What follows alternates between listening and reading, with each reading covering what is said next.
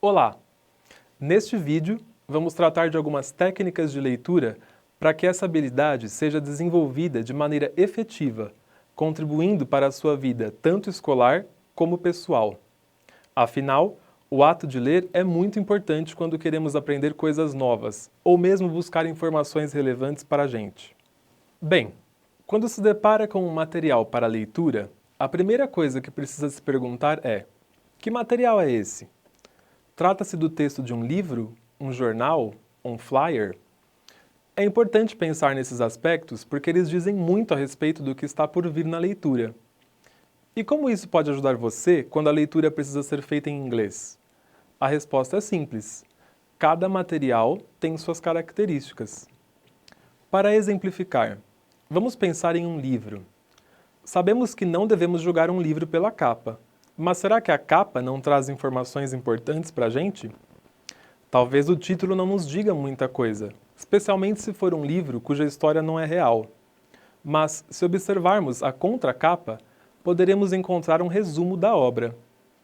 E se na obra houver orelhas, aquelas partes dobradas para dentro do livro, talvez a gente possa achar informações sobre o autor, além de detalhes da história.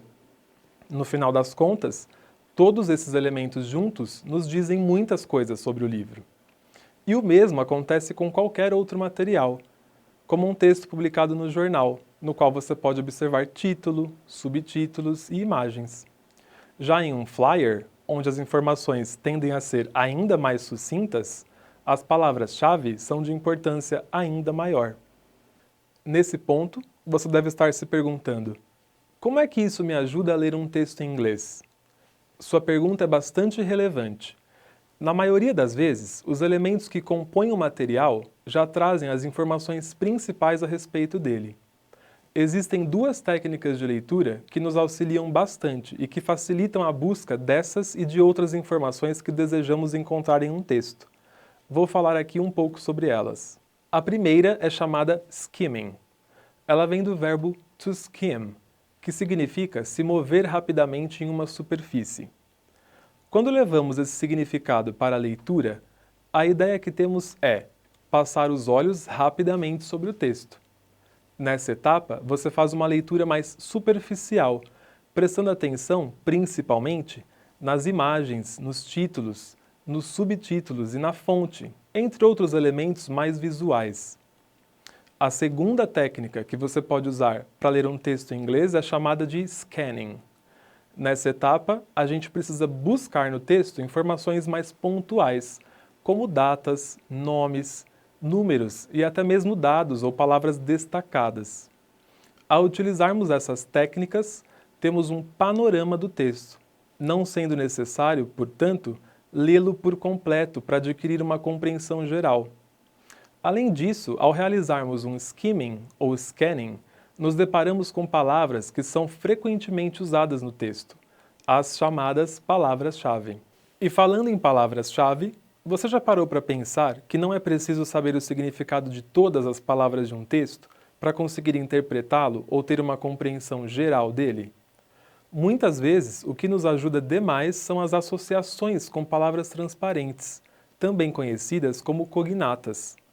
São aquelas que se parecem em inglês e português em termos de grafia e significado. Vamos fazer um teste? Caso se deparasse com um artigo intitulado Rare Animals are Facing Extinction, você não conseguiria entender a maior parte das palavras? 3 delas são transparentes.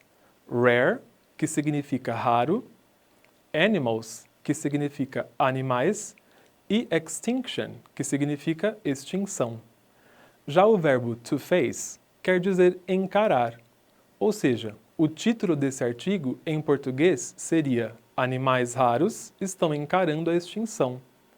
Conclusão: pelo título do texto, seria possível compreender que ele é sobre animais. Vejamos agora um exemplo mais complexo, um pouco mais longo. Tenha em mente que você está lendo um artigo em inglês sobre música, ok? Me acompanhe. A study elaborated by 2 New York scientists proved that classical music helps students to concentrate and empower their memories up to 80%. Pense nas informações que podemos destacar nessa frase. Para começar, temos um número ali. Observar esse tipo de dado é interessante, pois, além de ser fácil compreendê-lo, sabemos que é relevante para o texto. Temos também o nome de uma famosa cidade dos Estados Unidos, New York. Agora, vamos realizar o mesmo procedimento do exercício anterior. Vamos tentar identificar as palavras transparentes da frase. Não é tão difícil, não é mesmo? Veja quantas palavras são semelhantes ao português, em grafia e significado. Elaborated, scientists, classical music, concentrate e memories.